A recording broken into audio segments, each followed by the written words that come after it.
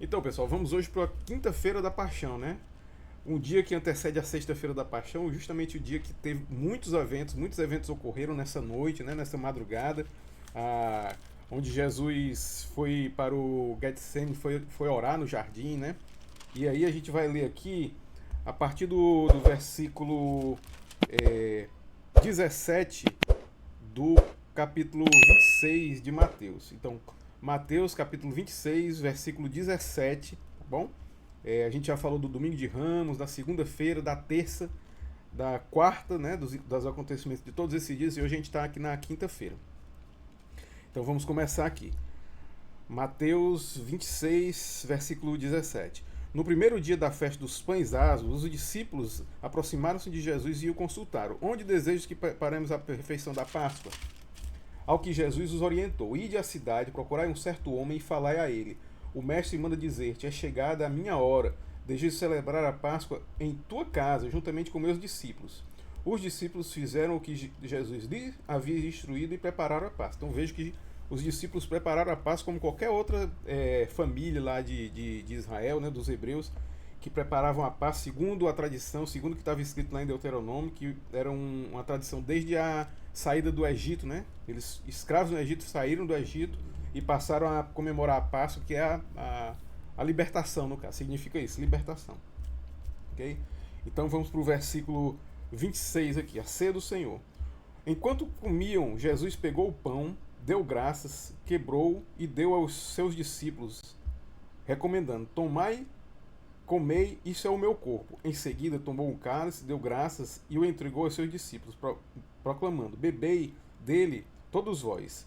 Isso é o sangue da aliança, derramado em benefício de muitos, para a remissão de pecados. E vos afirmo que, de agora em diante, não tomareis mais desse fruto da videira, até aquele dia em que beberei o novo vinho convosco, no reino de meu Pai. E assim, após terem cantado um hino de louvor, saíram para o Monte das Oliveiras. O interessante é que Jesus ceia, e essa representação da ceia até hoje ela é um mandamento, né? É uma,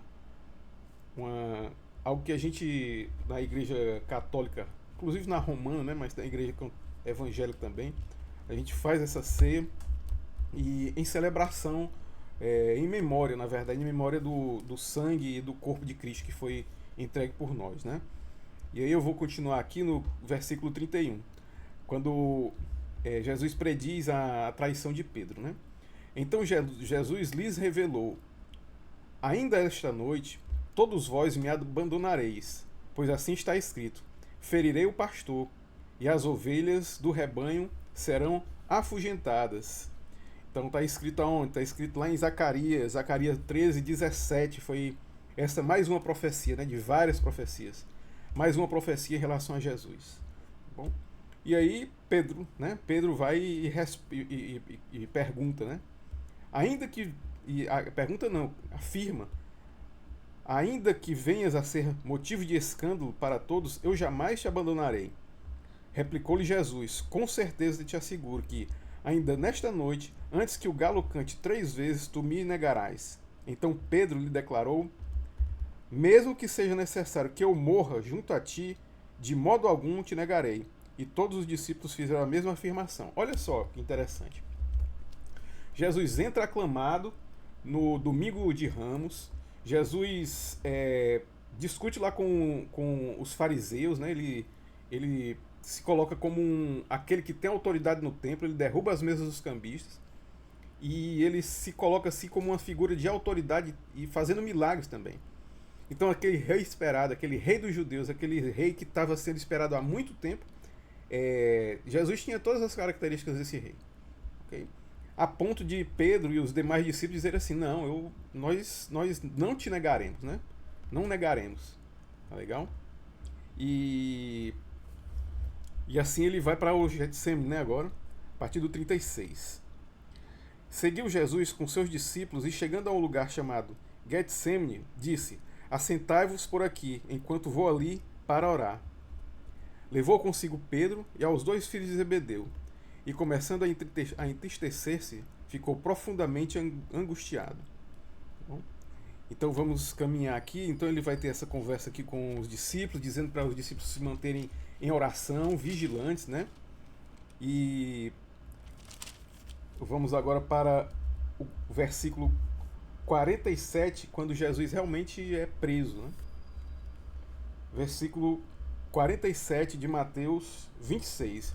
Veja que nós estamos caminhando aqui para esse vídeo não ficar muito longo. Então vamos caminhar aqui, porque eu quero ainda ir lá em Lucas, nessa mesma passagem de Lucas. Pegar alguns detalhes aqui. E estando ele ainda falando, eis que, esse é o versículo 47 do capítulo 26 de Mateus.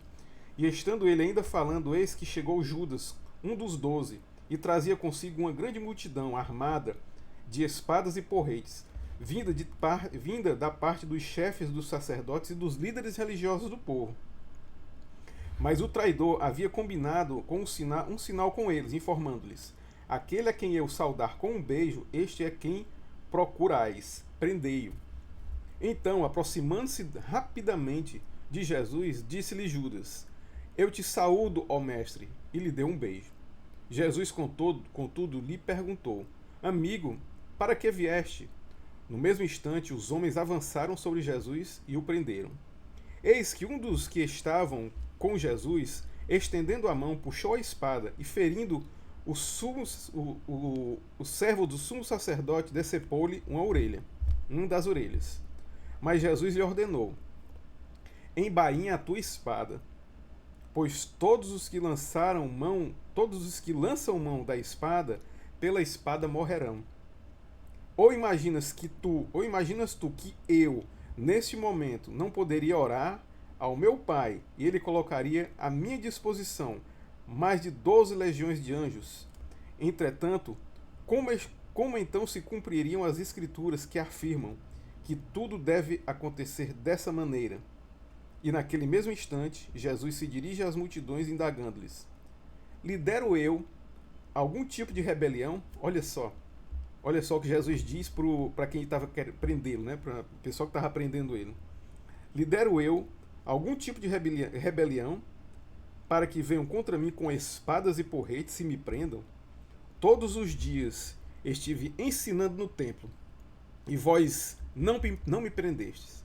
Todavia, esses fatos todos ocorreram em cumprimento às escrituras dos profetas. E assim, todos os discípulos abandonaram Jesus e fugiram. Deixa eu mostrar agora uma pequena passagem de Lucas, que é o mesmo assunto, né? Lucas, aqui é Lucas capítulo 22, no versículo 47. Jesus é preso. Só para a gente ver a visão de Lucas sobre esse acontecimento, né? Lucas, capítulo 22, versículo 47. Enquanto ele ainda falava, chegou uma multidão, seguindo a Judas, um dos 12. Este se aproximou de Jesus para saudá-lo com um beijo. Jesus, no entanto, lhe arguiu: Judas, por meio de um ósculo, está extraindo o filho do homem? Ao perceberem o que se sucedia, os que estavam com Jesus lhe propuseram: Senhor, devemos atacá-los à espada? E um deles feriu o servo do sumo sacerdote, decepando-lhe a orelha direita. Contudo, Jesus interveio e ordenou: deixai-os, basta. E tocando a orelha do homem, ele o curou. Então, voltando-se Jesus para os chefes dos sacerdotes, os oficiais da guarda do templo e os líderes do povo que haviam chegado para prendê-lo, inquiriu-lhes. Olha só o que é que Jesus diz para eles: viestes contra mim com espadas e varas, como se eu estivesse liderando uma rebelião. Todos esses dias eu estive convosco no templo, e não estendeste as mãos contra mim. Contudo, esta é a vossa hora, quando as trevas dominam. Quer dizer, foram prender Jesus de madrugada, né? Prender Jesus de noite, quando as trevas dominam. Não tiveram coragem de prender Jesus durante o dia, onde as multidões estavam lá no templo. E Jesus mesmo fala, né? que eles querem prender Jesus nessa hora para justamente para o povo não se revoltar, não ter essa rebelião, né? Então assim, é, eu queria só enfatizar o quanto a provável decepção dos discípulos, né? Até o momento eles há pouco, mesmo no jardim do Getsemane, eles tinham falado, né? Que Pedro falou, né? E eles falaram que não abandonariam Jesus, não abandonariam. Mas quando eles viram a reação de Jesus, o rei dos judeus, o rei que estava tão próximo de se cumprir aquela palavra, né? Que, na visão deles, que eles iam ser libertos, né? Do Império Romano. Mas Jesus disse que não, ele não veio com espada, né? Na verdade, ele diz que quem com espada fere, né? Com a espada será ferido também. Então, imagina a decepção dos discípulos nesse momento em que eles fugiram, né? Fugiram e Jesus argumenta dizendo: olha, eu podia pedir a Deus, pedir ao Pai que ele enviasse anjos, legiões de anjos para nesse momento, mas não, eu vou me submeter à vontade de Deus, vou me submeter à vontade do Pai. E aí todos os discípulos fogem e logo depois Pedro nega Jesus, tá bom? Então, para esse vídeo não ficar muito longe, falando justamente da quinta-feira, né, desse momento, na madrugada de quinta para sexta, como foi esse momento, foi crucial, né, a decisão de Jesus, né, de realmente não abrir mão do chamado e do propósito dele, né, para que ele veio, né, ok? E graças a Deus, né, e glória a Deus, glória a Jesus por isso, se submeter a isso para a gente, né, para a gente obter a salvação eterna aí por intermédio dele, né? Por intermédio do sangue de Jesus derramado na cruz. E a gente vai ver amanhã no vídeo sobre a Sexta-feira Santa, né? A Sexta-feira da Paixão. Tá legal? Então é isso, o vídeo de hoje já ficou muito longo, mas por hoje é só. Mais uma vez eu peço aí que vocês se inscrevam no canal, ativem o sininho, compartilhem, comentem. E vamos continuar aí fazendo esses vídeos até o domingo de Páscoa, né? O domingo da paixão de Cristo, tá? Quando Deus vence o maior de todos os inimigos, né? A morte, né? Ele ressuscita, tá legal? Pois, mais uma vez, um abraço, fiquem com Deus, até mais.